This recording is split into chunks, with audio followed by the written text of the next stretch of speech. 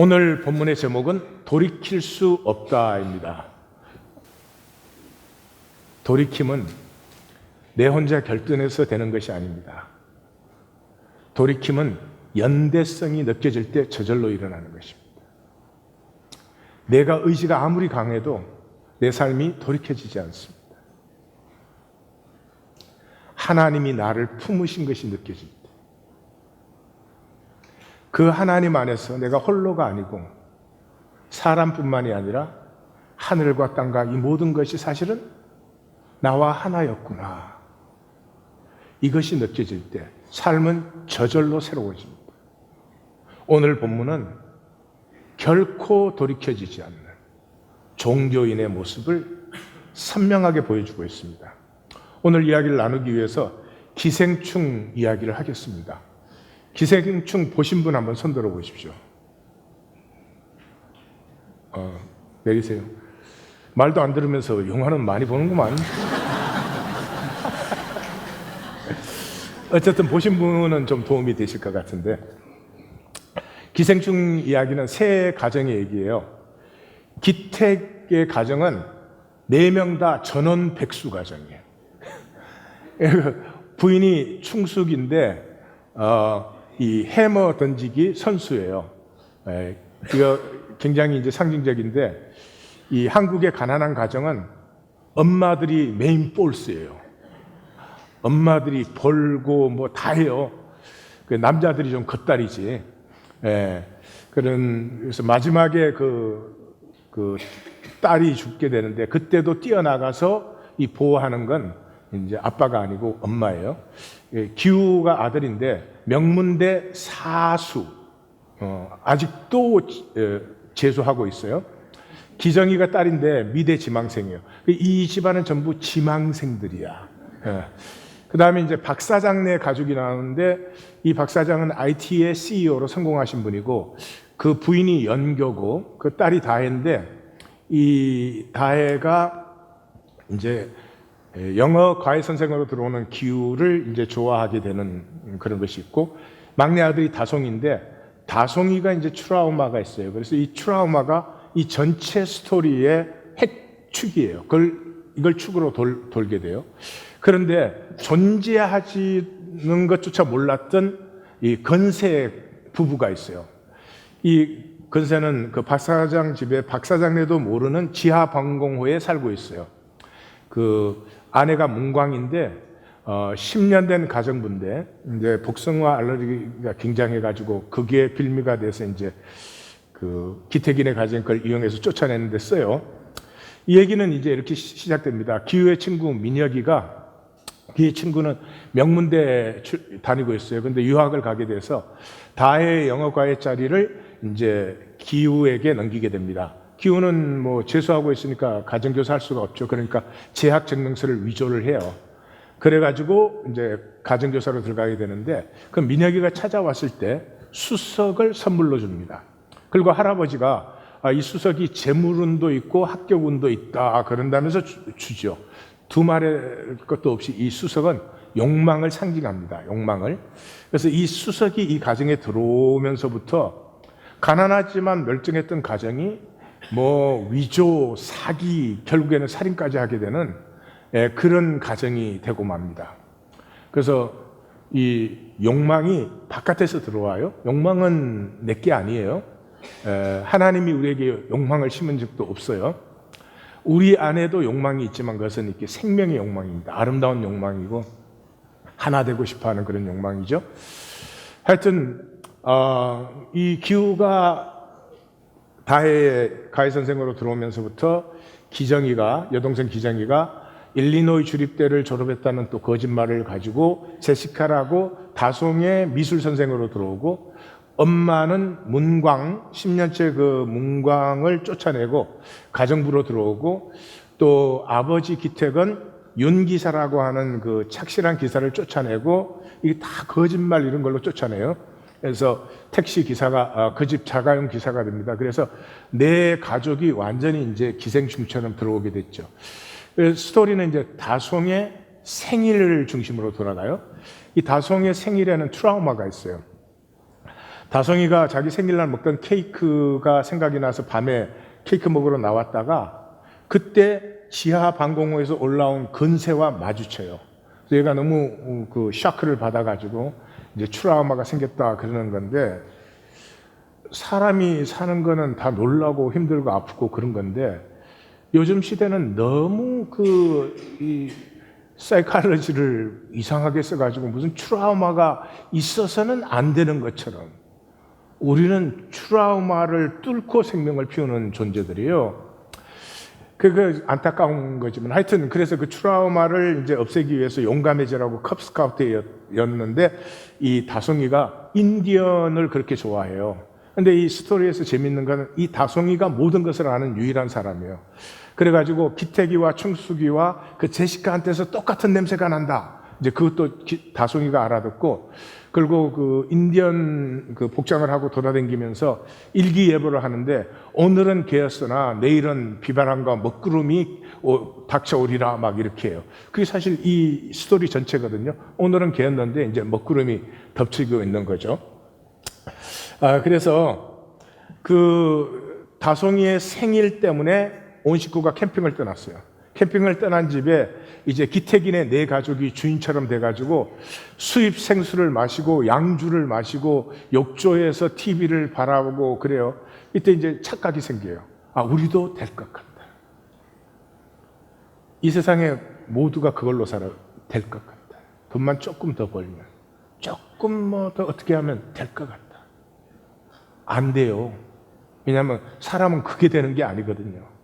그래서 실제로 기후가 그런 말을 해요. 다혜가 자기를 좋아하니까 자기가 이 집 사위가 되면 자기들도 이렇게 될 거라고. 그러는데 난데없이 문광, 그 쫓겨난 가정부가 그 밤중에 찾아옵니다. 찾아온 이유는 그 집에 그 숨겨진 방공호, 박 사장네도 있는 줄 모르는 방공호에 남편 근세가 들어있어요. 그 쫓겨났으니까 아무도 밥을 못 주잖아요. 그래가지고 걱정이 돼서 와서 그 충숙과 이제 그 문광이가 같이 지하 방공호를 갔더니 근세가 거기에 있어요. 그때 이제 그 찾아온 문광이가 호소를 합니다. 우리 다 불쌍한 사람들 아니냐. 그러니까 일주일에 한 번씩만 우리 남편에게 밥을 좀 넣어달라 그래요. 근데 그걸 거절해요. 그 세상은 참 이상해요. 가난한 사람이 가난한 사람을 멸시할 것 같아요. 부자가 가난한 사람을 멸시할 것 같아요. 가난한 사람이 가난한 사람 멸시해요. 참 신기합니다. 공부한 사람은 다른 사람이 학력이 있는지 없는지 그런데 신경 안 써요. 그런데 자기 학력에 컴플렉스가 있는 사람은 뭐 그게 막 절대화가 돼요. 그게 세상이에요. 참 신기하죠. 불쌍해서 서로 손을 잡아줘야 될 사람들끼리 거절할 뿐만 아니라 서로 죽이게 돼요. 그래서 두 사람이 내려가서 건세를 만나고 있는 동안 이 가족들은 무슨 일인가 싶어가지고 기태기하고 기우하고 기정이는 계단 내에 딱 숨어서 이렇게 보다가 서로 미는 바람에 굴러 떨어져요. 굴러 떨어지는 바람에 그 자리에서 자기들도 모르게 아빠, 엄마 막 이런 소리가 나와가지고 문광이한테 이것들이 한 가족이구나 하는 게 탄로가 나요. 그래서 그렇게 하는 장면을 근세가 이게 그 핸드폰으로 찍었어요. 그래서 이거 이제 박 사장에게만 보내면 얘네들은 끝장나는 거죠. 그래가지고 졸지에 하스티지가 되어 있다가 막 이제 어떻게 싸워가지고 다시 그 문광과 근세를 제압해가지고 지하방공으로 집어 넣고 이러는 과정에 갑자기 전화가 왔어요. 연교한테, 그 박 사장 부인한테서. 폭우 때문에 캠핑이 취소돼가지고 집으로 돌아가는데 8분 후에 도착하니까 짜파구리를 만들어 달라 그러는 거예요. 짜파구리는 짜파하고 구리예요. 그래가지고 이제 집에 도착해가지고 다송이는 마당에다가 이제 텐트를 치고 뭐 이게 미제 텐트에서 물이 안 샌다 그러는데 내가 미제 텐트에 자도 물이 새던데. 네. 그래서 이제 기택의 세 식구는 그 집에 있어서는 안 되잖아요. 그러니까 이제 가정부인 엄마만 남겨두고 세 식구가 이제 탈출을 해요. 그 폭우 속에서. 이 탈출을 해가지고 그 언덕 위에 있는 저택에서부터 자기네 반지하까지 그 내려가는 장면은 정말 상징적으로 잘 표현했어요. 내려가고 또 내려가고 더 내려가가지고 그 이제 반지하, 침수된 반지하에 도착을 하게 됩니다. 근데 그 마을에 들어갔을 때도 어떤 사람이 자전거를 빼려고 그러는데 좀 도와달라고 그래요. 근데 그걸 거절을 해요. 가난한 사람이 가난한 사람을 더 의심해요. 가난한 사람이 가난한 사람을 더 경계해요. 그게 우리 사회의 진실이에요. 왜 그런 줄 아세요? 단절되어 있기 때문에. 이 단절의 문제는 그 봉준호 감독이 표현하려고 한 건지 스토리 진행이 그렇게 된 건지 그건 잘 모르겠는데, 제가 감독을 했다면 거기에다가 스파트라이트를 넣었을 것 같아요. 그래서 물에 잠긴 그 반지하의 집에 갔더니 그 수석이 물에 떠올라요. 이 장면은 저는 마음에 안 들어요. 돌이 어떻게 물에 떠올라? 하여튼 돌이 떠올라요.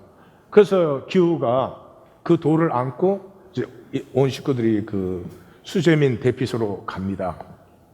그 아버지가 넌 왜 돌을 그렇게 품고 있냐, 보듬고 있냐 그러니까 아니 돌이 자기한테로 왔다 그래요. 되게 상징적이죠. 욕망은 내게 아닌데 바깥에서 내 걸 이렇게 왔어요. 근데 우리가 평생에 그걸 보듬어 안고 살아요. 욕망에는 능력이 없어요. 욕망은 이루어지지 않습니다. 이루어질 수도 있어요, 형식적으로. 이루어졌을 때 알아요. 이게 내가 원했던 게 아니라는 사실을. 사람은 욕망으로 살면 결국은 자기가 자기를 배신하고 버리게 돼 있어요. 그래서 이제 생일 캠핑이 무산됐으니까 집에서 생일 파티를 이제 그날 해주기로 했어요. 그래가지고 이제 다들 불렀죠. 다들 불렀는데 이때 기우가 그 수석을 들고 옵니다. 왜냐 그러면 지하 방공호에 있는 근세와 문광희는 자기들의 길에 위협이에요. 얘들이 언제든지 나타나면 자기들의 정체가 다 뽀록이 나고 다 모든 게 무너지는 거예요. 그래서 그 수석을 들고 이제 지하 방공호로 내려가요. 죽일 생각이었는지 모르겠어요. 근데 오히려 그 지하 계단을 내려가다가 수석을 떨어뜨려 가지고 수석이 굴러가고 오히려 그 수석을 건세가 주어 가지고 기우를 머리를 쳐 가지고 기우가 쓰러져요. 그래서 기우를 거기다 묶어 놨는데 이제 뭐 제대로 안 묶어 놓으니까 이게 기우가 탈출을 해서 위로 올라오는데 그 올라오다 그 건세가 들고 있는 수석에 안 보신 분들은 누가 누군지 헷갈릴 거예요. 그저 성경이나 영화나 우리는 항상 헷갈려. 베드로가 바울인지 바울이 베드로인지.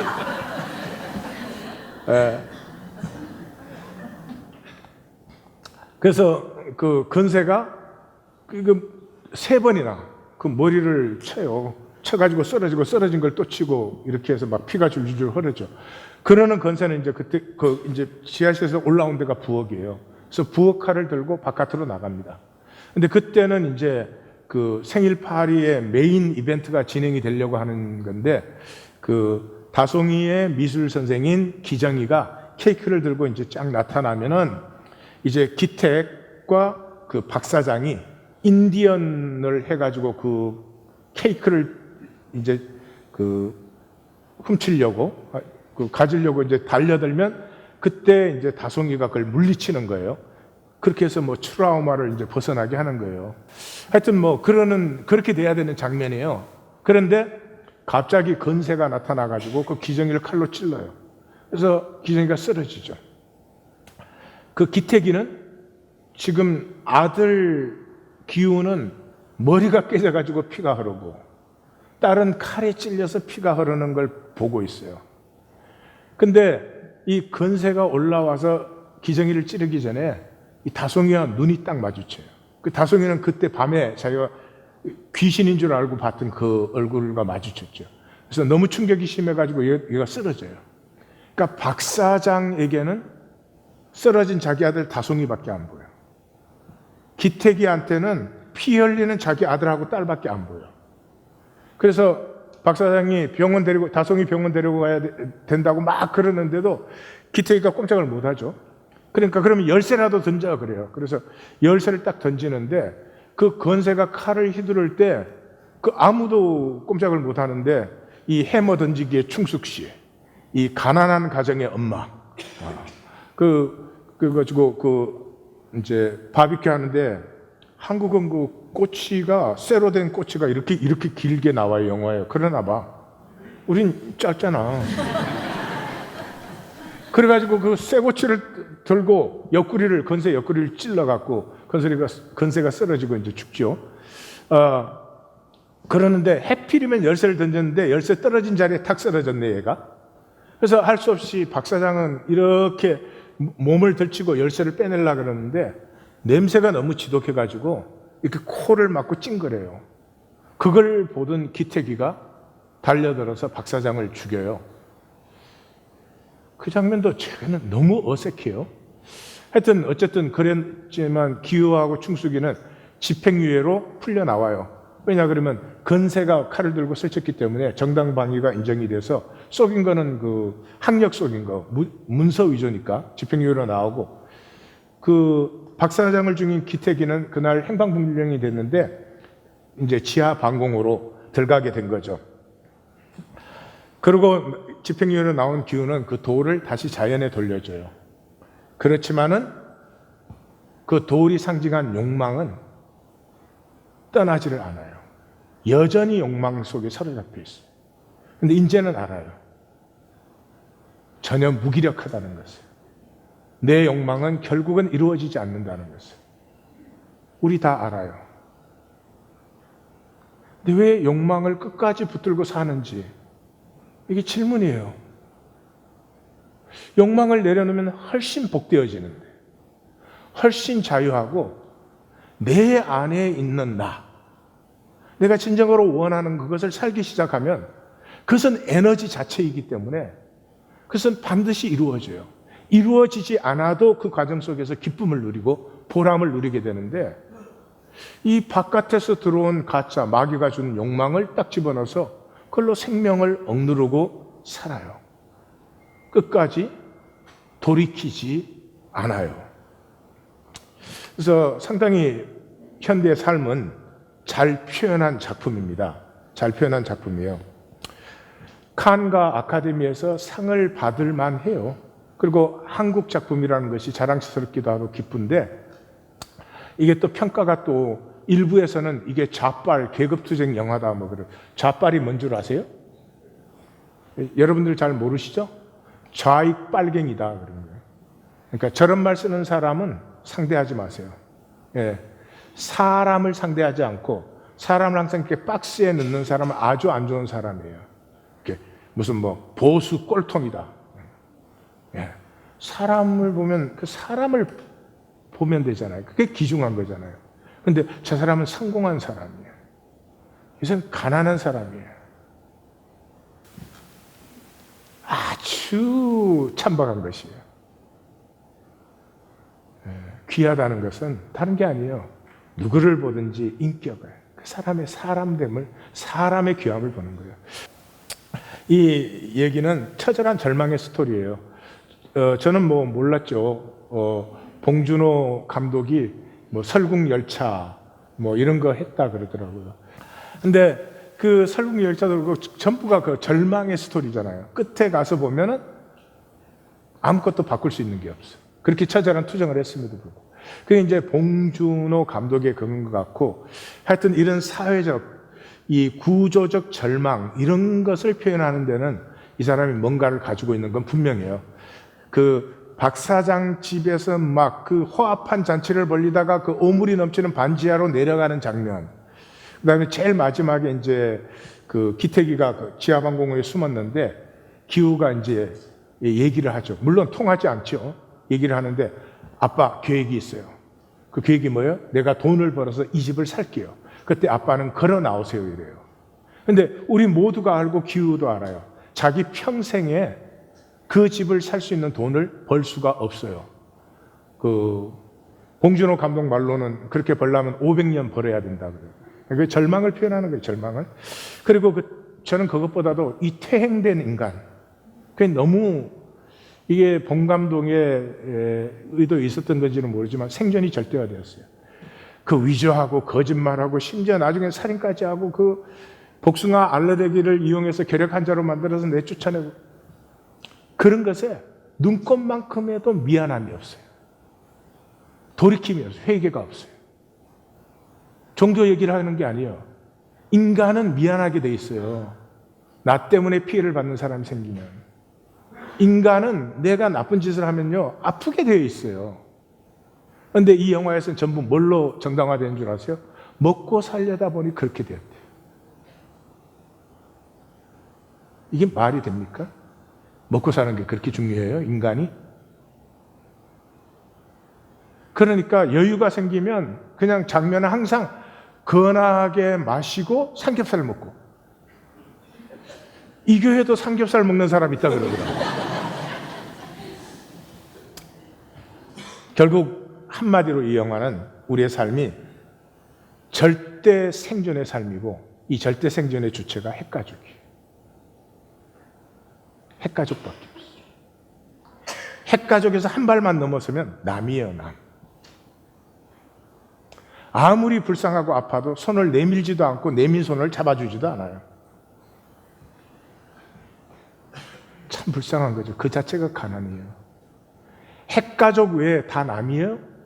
그건 평생 가난한 거예요. 왜요? 재물이든 뭐든지 통해야 되는 거거든요. 통해야.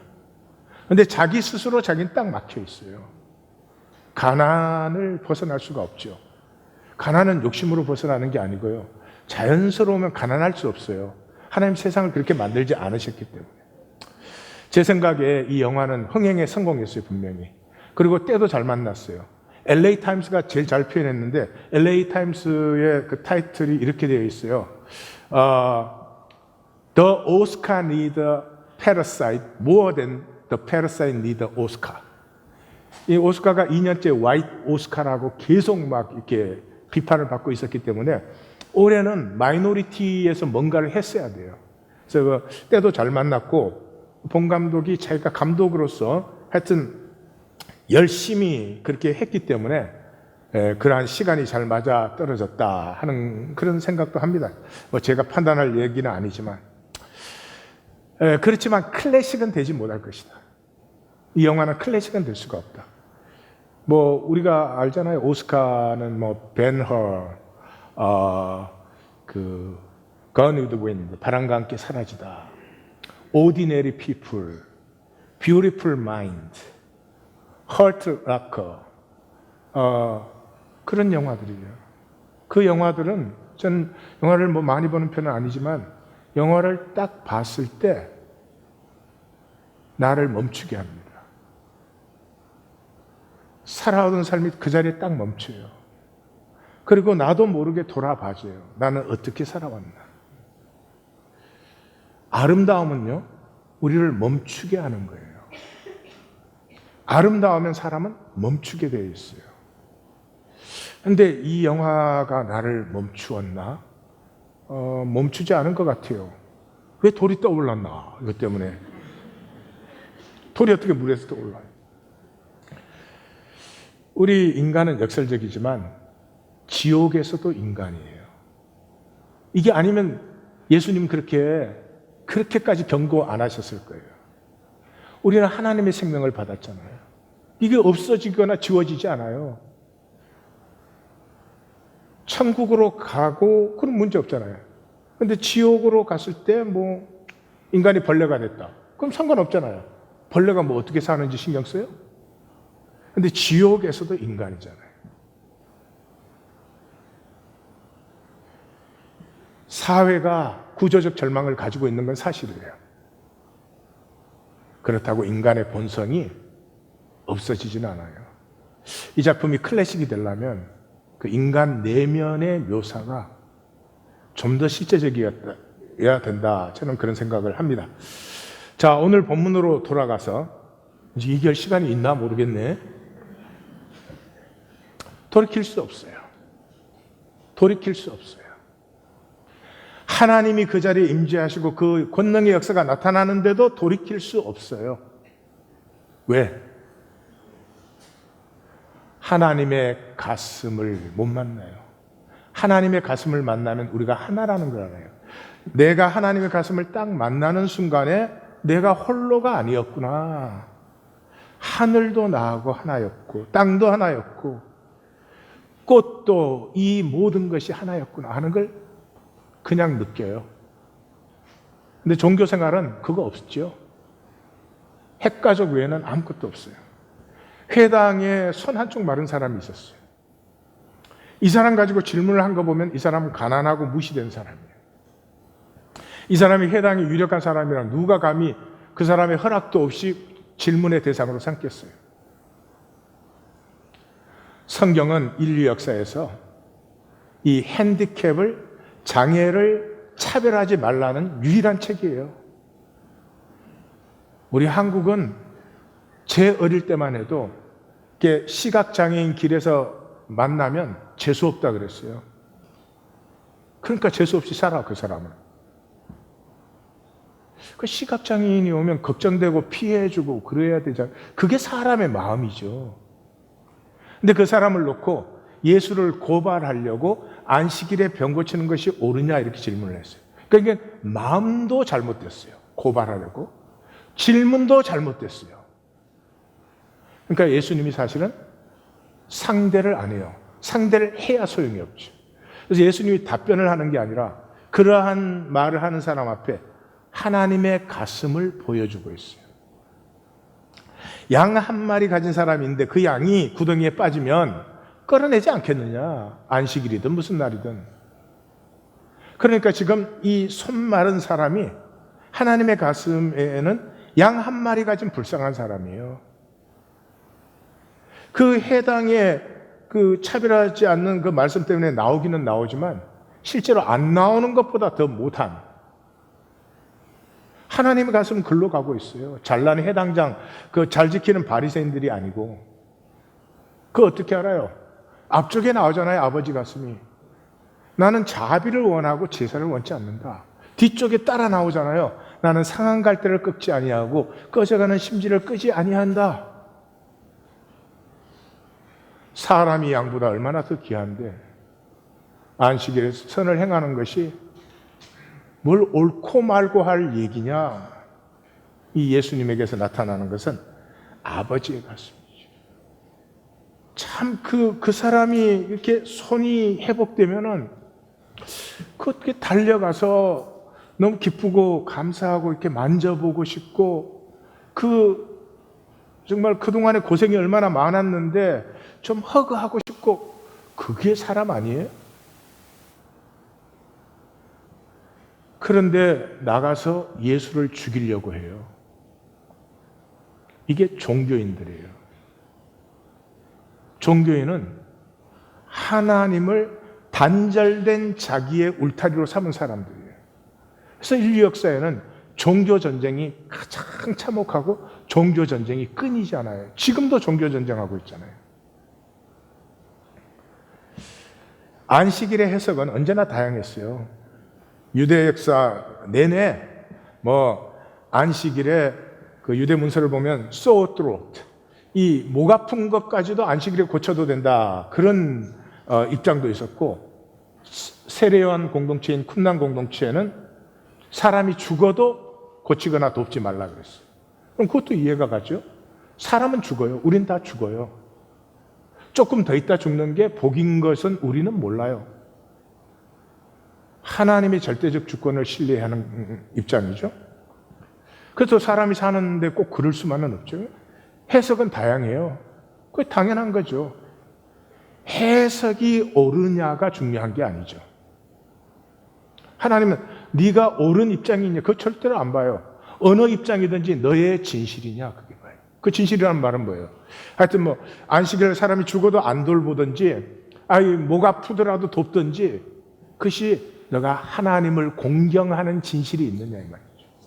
종교에는 진실이 없잖아요. 우린 주일날 예배 드리잖아요. 예배에 진실이 있으면 삶을 변화시킵니다. 예배라는 건 월십, 가치를 중심에 세우는 거예요. 내가 하나님을 사랑하는 가치를 내 중심에 세우는 거예요. 여기에는 모든 능력이 들어있고 모든 복이 여기에 있어요. 왜 삶이 힘들어요? 욕망을 중심에 세워놨거든요. 욕망을 중심에 세워놨어요. 예배도 욕망으로 드려요. 되지가 않아요. 욕망은 가짜니까. 세상에 허상에서 들어온 거예요. 수석이에요, 수석. 이거 가지고는 사람 죽이는 데나 쓰지 살리는 데 쓰지를 못해요. 그 종교는 왜 죽이려고 할까? 예수님만 그런 입장도 아니었고 그런데 왜 죽이려고 하죠? 해석 때문이 아니죠. 권능이 없으니까. 자기는 권능이 없는데 예수님은 권능이 있었잖아요. 그러니까 위협으로 느끼죠. 아직까지 십자가 전까지는 수많은 사람들이 따르잖아요. 그러니까 이게 위험으로 느껴져요. 왜 위협과 위험으로 느껴져요? 종교인의 중심은 두려움이에요. 두려움. 그래서 맨날 거짓말해 주는 거예요. 죽으면 천당 간다고. 아니요. 살아있는 동안 내 실제가 아닌 것은 죽어도 내 실제가 아니에요. 두려움이 중심에 있어요. 왜 두려움이 중심에 있어요? 진실이었기 때문에. 진실이었기 때문에. 네? 그 남자들이 되게 결혼해서 초기에는 굉장히 씩씩해요. 큰 소리 빵 치면서 문 들어가고 그래요. 근데 40대, 50대 되면 엄마 있냐? 왜 그래요? 가짜로 살았으니까. 그 아내와 가정과 자녀들을 진실로 섬긴 사람은 당당하죠. 물론 맞지도 않고. 예. 예. 여러분, 두려움은 딴 걸로 없어지지 않아요. 진실되면 없어져요.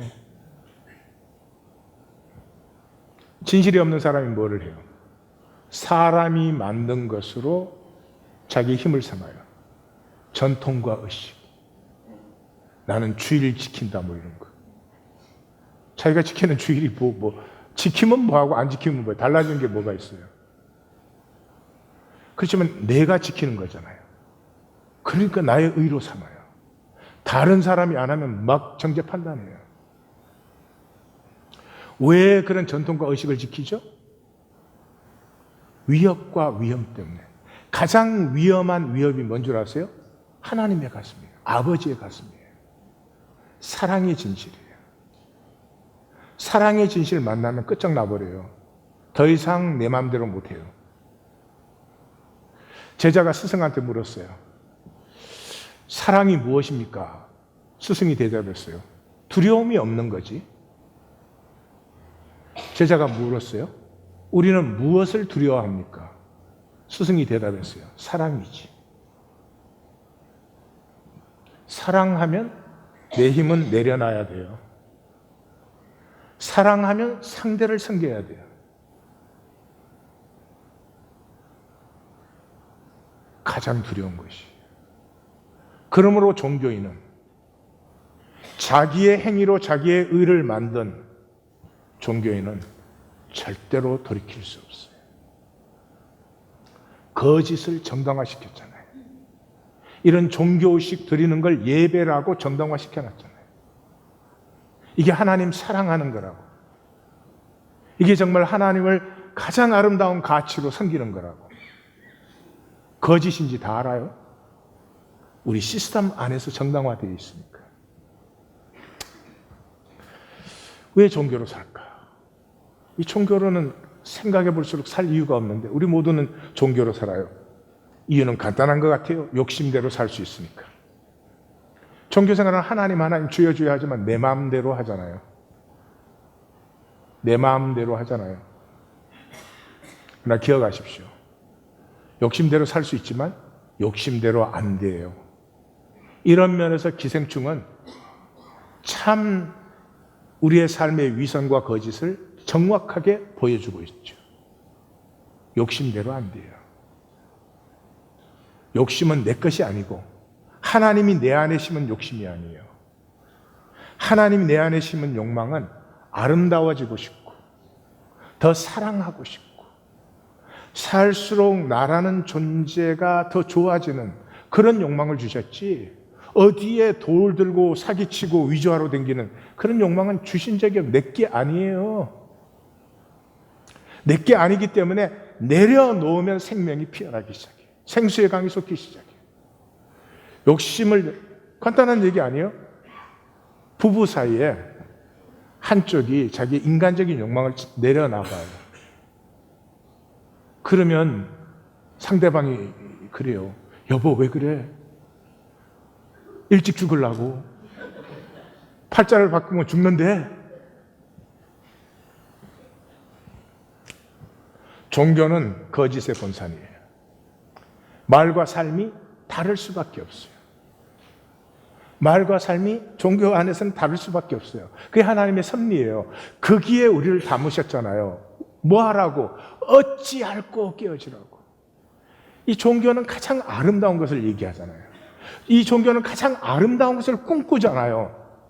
그러면서도 거짓되고 추악하고 천박한 나는 그대로 있잖아요. 어찌할꼬. 내가 나에게 딱 하면 옛삶은 끝나고 새 삶이 피어나요. 중독자 상담에서는 항상 느끼는 거지만 그 약을 쓰거나 뭘 맞아야 되거나 이런 뭘 피우거나 그런 내가 뜨악해지면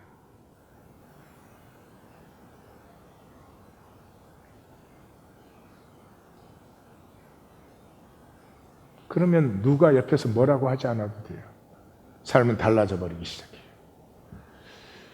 탕자의 비유에서 내가 하늘과 아버지께 죄를 지었사오니 내 죄를 만나는 거예요. 죄책감이 아니에요. 이 종교는 죄책감을 주잖아요. 죄책감이 있는 사람은 가리기에 바빠요. 그런데 죄를 딱 만난 사람은 더 이상 내가 나를 주장할 수가 없어요. 내가 의가 없다. 나 이렇게 거짓인가? 내 이렇게 가짠가? 내 생각이 얼마나 더럽고 악하고 얼마나 인색하고 풍꾼의 하나로 내가 주장할 내가 없어져 버리죠. 거기에서 내가 피어나죠. 하나님이 창조한 내가 복이 여호와 이래로 끌려오기 시작하죠. 에고는 자극 중독이잖아요. 자극이 있어야 되잖아요. 10불짜리 먹었어. 근데 또 10불짜리 먹으면 자극이 없잖아요. 12불짜리 먹어야 돼. 뭐 그런 거죠. 삼겹살 갖고 안 돼. 오겹살이라는 게 나왔다. 야, 그 진짜인지 가짜인지. 그 오겹살 갖고 안 돼. 무슨 오겹살? 흑돼지 오겹살.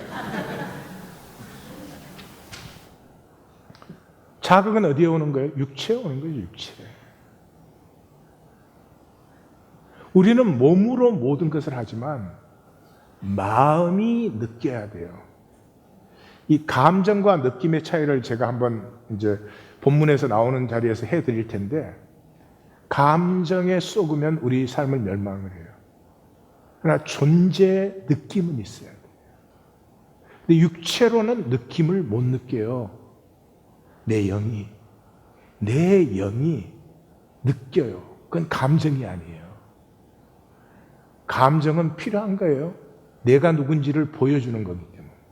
내가 얼마나 악한지, 내 중심적인지 이걸 감정이 보여줘요. 잘하라고 주신 거예요. 감정을 넘어서서 이제 오늘 그 얘기하는 게 아니지. 갈라디아서 2장 20절을 보세요. 내가 그리스도와 함께 십자가에 못 박혔다. 먼저 십자가에 못 박혀야 돼요. 뭐가? 내 욕망이. 그러면 내가 육체 가운데 살아요. 그럼 그때 알죠? 육체가 내가 아니라는 것을. 내가 육체 안에 사는 거지. 그럼 육체를 다스릴 수가 있죠. 내가 육체 안에 살기 시작하면 내가 상황으로 사는 게 아니라 믿음으로 살아요. 한 번은 목회 기도하다가 굉장히 슬펐습니다. 근데 슬펐는데 회개했어요. 제가 하도 믿음이 없으니까 우리 성도님들이 100만 불은 참 사모하고 구할 것 같아요. 100만 불. 요즘 100만 불은 아무것도 아닌데. 그런데 거듭남은 사모하고 구하지를 않아요. 거듭남은 단절된 삶을 살던 사람이 하나 된 삶을 사는 게 거듭남이에요. 이 핵가족만 나이 든 사람이 천지와 우주가 내가 하나인 걸 무한 부요가 피어나 생수의 강이 솟는데 그건 사모하지 않아요. 돈 100만 불은 생명 걸 것 같은 그 느낌이 들었어요. 근데 기도 끝나고 나서 보니까 내가 참 믿음이 없는 거더라고요. 내가 하나님 바라보지 않고 자꾸 사람을 바라보니까 사람을 향해서 목회를 하고 있으니까 이게 속임을 당하는 거죠. 거듭남까지 우리는 죽임의 사람들이에요. 생명을 몰라요. 생명을 몰라요. 제가 영상 하나 보여드릴 텐데 이 나미브 사막이 저게 지구에서 가장 오래된 사막이에요. 그래서 이 사막 모래 언덕이 제일 높아요. 나미브 사막의 모래 언덕은 300m가 돼요. 남산이 200m죠. 300m예요. 그런 거 딱정벌레가 아침마다 그 길에 올라가요. 왜냐 그러면 나미브 사막에 물이 일체 없어요. 그 물이 없는 데서는 생명체가 있을 수가 없죠. 그런데 그 나미브 사막의 그 300m 되는 모래산 위에 올라가면 아침에 안개가 끼어요. 그 안개에서 수분을 취하는 거예요. 보시겠습니다.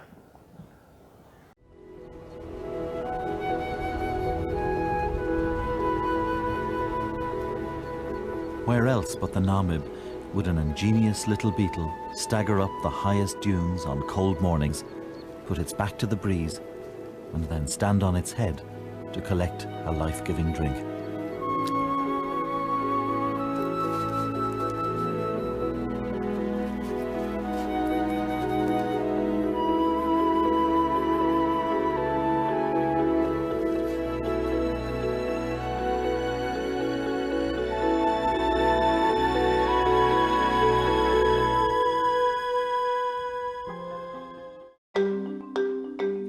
By 2025, nearly a quarter of us could be living in places where water is scarce. Now, scientists trying to tackle the problem have turned to a tiny beetle for help. The fogsand beetle is native to Africa's Namib Desert, one of the most arid areas of the world. But what it lacks in rainfall, it makes up for in coastal fog. And it's this the beetle depends on for survival. It basks in the fog, standing upside down on top of sand dunes. Its back is covered in bumps that have water-loving tips and water-repelling slopes. This structure encourages tiny droplets of fog to stick to the surface. As the droplets coalesce to form larger drops, gravity causes them to roll down its back and into its mouth. Now, there are several fog collecting projects across the world, but improvements are always welcome. Scientists in the UK are replicating the pattern to design roof tiles that trap fog water. The tiles could help hospitals in parts of Africa collect sterile water to make medicines. Everybody needs water to live, and this clever beetle will continue to teach us innovative ways to make the most of it. 딱정벌레가 물이 전혀 없는 사막에서 물을 만들 수 있으면 사람은 이 절망적인 세상, 성경이 마귀가 통치하고 있는 곳이라고 부르는 이 세상에서 무엇을 만들어낼 수 있을까요? 생명 알면은 조금 더 먹고 조금 더 있기 위해서 그 욕망에 평생을 그렇게 내던지지 못합니다. 오디오도 하나 나누겠습니다. 제가 그 기적의 사과 소개한 기무라 아키노리 얘기예요. 저분 아시죠? 그 자연농법으로 그 사과를 길러내려고 그 대릴 사이로 그 가수원에 들어왔죠. 근데 그 아내가 녹양 한번 치고 나면은 일주일씩 알아놓는 거예요. 그래서 저런 거를 먹일 수 없다. 그래서 이 자연농법으로 가수원을 시작해가지고는 쫄딱 망했죠. 그래서 뭐 부두에서 하역하고 트럭 운전하고 그다음에 뭐 그 공사장에 막일도 하고 넉마주의까지 하고 마지막에는 그 나이트 클럽에서 호객하는 것도 했어요. 그때 혹시 나 만난 거 아닌가 모르겠네. 네, 호객 행위도 하다가 야쿠자한테 두드러 맞아가지고 이빨 3개만 남고 다 빠졌어요. 그래서 이제 자살하려고 산에 올라가서 목매려고 올라갔는데 그 큰 나무 밑에서 엎드리는 순간에 환상을 봤어요. 그 나무에 사과가 가득이 열린 거죠. 나중에 보니까 도토리 나무인데 사과가 가득 열린 거예요. 그래서 너무 깜짝 놀라가지고 깨어나서 그 나무 밑을 막 팠더니 그 도토리 나무 밑에는 굼벵이, 지렁이, 두더지, 생태계가 거기에 있어요. 가수원 밑에 파야 농약에 젖은 흙밖에 없어요. 순전히 비료 기운으로 사과를 만드는 거죠. 그래서 이 사람이 땅이구나. 그래서 땅을 생태계로 만드는 작업을 해가지고 이제 열매가 조금씩 맺기 시작했는데 2006년에 이 아오모리현이 일본에서는 사과 생산지인데 큰 태풍이 불어왔어요. 나무가 쓰러지고 모든 그 달렸던 사과가 다 떨어졌어요. 그런데 기무라 아키노리의 가수원의 사과는 하나도 안 떨어졌어요. 그래서 뭐 전국의 미디어가 다 쫓아왔어요. 보니까 이 사과 꼭지가 다른 사과 꼭지의 2배 이상, 그리고 뿌리는 다른 가수원의 나무들의 몇 배 이상 땅속에 들어가 있어요. 그러니까 쓰러지지도 않고 떨어지지도 않고. 이것이 알려지면서부터 그 해가 이제 첫 수확, 전체가 첫 수확인데 그 열자마자 3분 만에 다 매진됐어요. 그리고 그 다음 해까지 주문이. 그래서 이 기적의 사과라고 불리는 거죠. 그 사과를 그 식당 주방에서 이렇게 잘라서 쓰고는 잊어먹었어요, 몇 달 동안. 근데 내려서 봤더니 사과 잘라놓으면 이렇게 색깔 변하고 그러잖아요. 똑같이 있는 거예요. 그래서 지금은 이제 전 세계적으로 이제 강연 다니시고, 지금도 저렇게 이렇게 이빨 빠진 합주간 할아버지 농부예요. 그리고 일본의 CEO들이 제일 만나고 싶어 하는 사람이에요. 그런데도 만나기가 힘들어요. 근데 이 강연에서 결정적인 부분을 그 책으로 나와 있는 부분인데 들어보시겠습니다. 나는 지금도 사과나무와 대화를 계속하고 있다. 특히 수확할 때는 올해 일에 감사하고 내년 일을 부탁한다. 나무를 만지며 내 마음을 전한다. 인간은 혼자 살아갈 수 없다. 아무리 과학이 발달해도 자연에서 벗어난 인간의 삶을 상상할 수 없다. 자연 앞에 좀 더 겸허해져야 한다. 우리들이 자연의 심부름꾼에 지나지 않는다는 사실을 빨리 깨달아야 한다. 논둑이 허물어져도 논에 가야 그것을 알 수 있다. 가지 않으면 모른다. 요즘 농부들은 그런 감수성을 잃어버렸다. 그 정도로 땅에서 멀어졌다. 비료, 농약, 기계가 중요할 뿐 작물을 생산하는 땅은 소홀히 여긴다. 주와 종이 바뀌었다. 나는 그분들에게 연못이나 하천 주변의 흙을 잘 관찰하고 거기서 깨달은 것을 자신의 논에 실천해 주십시오 하고 말한다. 벼와 대화하는 프로가 되어 주십시오 하고 간곡히 부탁한다. 내 몸에도 쌀알 한 알, 사과 한 개 열리게 할 수 없다. 우리들은 다만 사과나무나 벼가 생활하기에 좋은 환경을 만들 뿐이라는 사실을 잊어서는 안 된다. 물론 눈에는 다 보이지 않는 세계지만 땅이나 벼에 감사하는 마음, 고맙다고 할 수 있는 그 마음이 중요하다.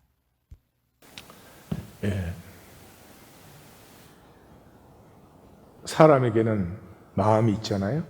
이 마음은 하나님의 마음을 받은 거잖아요. 그러니까 하늘과도 대화할 수 있고 땅과도 대화할 수 있고, 통하면서 모든 것은 풍성해져요. 남편과 아내의 대화가 풍성해지면 삶이 풍성해져요. 우리는 세상 그 욕심, 내 것이 아닌 것에 쏘가서 단절된 핵가족, 그거밖에 없어요, 나에게는. 그 삶은 생명의 풍요를 절대로 알 수가 없어요. 결코 행복해지지 않아요. 행복은 나눔에서 오는 것이니까. 거듭나면 돌이킨다. 너를 이겨 나 지키는 애고에서 생명을 피워 더불어 살기로. 내가 참으로 사는 길은 함께 우리를 피우는 것이다. 내가 나를 지켜서 내가 살지 않아요. 함께 우리가 피어날 때 내가 사는 것이죠. 그건 가족 안에서도 그런 것이죠. 진정한 돌이킴은 우리를 기다리고 있어요. 열려 있어요. 성령이 임하시니까 뭐가 열렸어요? 통이 열렸잖아요. 서로 교통하기 시작했잖아요. 그래서 허상의 욕망이 쓰러지고 시냇가에 심은 나무와 같이 복되어지기 시작해요. 무엇을 만날 때? 말씀을 만날 때. 말씀에 뭐가 들어있어요? 아버지의 가슴이 들어있어요. 진실을 가꾸기 시작하면요, 더 이상 자극에 그렇게 매달리지 않아요. 진실을 가꾸는 사람은 내 안에 있는 본질, 하나님의 형상, 이 생명이 자라나는 기쁨을 누릴 수 있어요. 지난주에 나누었던 엘자르프 비애처럼 자극에서 오는 어떤 일시적인 만족이 아니에요. 꾸준히 생명을 갖고 가고 자연을 살리고 숲을 살리고 사람을 살리는. 그래서 거듭나면 반드시 더불어 살기가 돼요.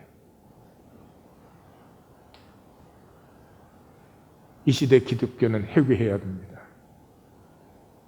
핵가족을 절도화시켜 놓고 무슨 거듭남이에요? 통의 부요가 피어나게 돼 있어요. 부요하지 않은데 자꾸 거듭났다고, 하나님 믿는다고 거짓말 해주면 안 되죠. 더불어 살기 위해서 통의 부요가 피어나면 품음이 생겨요. 아픈 사람을 보면, 가난한 사람을 보면, 가난한 사람이 가난한 사람을 오히려 정죄하는 이런 이상한 욕망에 사로잡힌 이 플라스틱 같은 삶에서 품는 생명의 역사가 일어나죠. 에고를 없앨 수는 없어요. 육체에 있는 동안에. 잠옷을 입듯이 여유를 두세요. 에고의 술수는 강박이에요. 돈이 없으면 죽는 것 같아. 안 죽어. 에고는 아무것도 아닌 걸 강박적으로 만들어요. 예. 뭐 나는 조금 더 불편해서는 안 돼. 나는 조금 더 아파서는 안 돼. 나는 조금 더 힘들어서는 안 돼. 모두가 나를 좋아한다고 해야 되고 뭐. 예. 강박인데 심호흡 한 번에 쓰러지는 거예요. 쏟지 마십시오. 복 중의 복은 예수를 믿는 것입니다. 죽음을 이긴 삶을 만나면서부터 현세 허상을 넘어서 영원을 가꾸어요. 영원에 품지 못할 것이 없죠.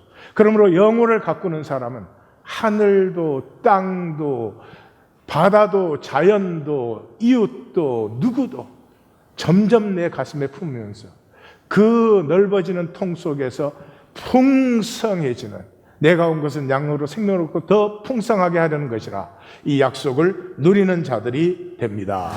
날마다 신비로워집니다. 기도하십시다.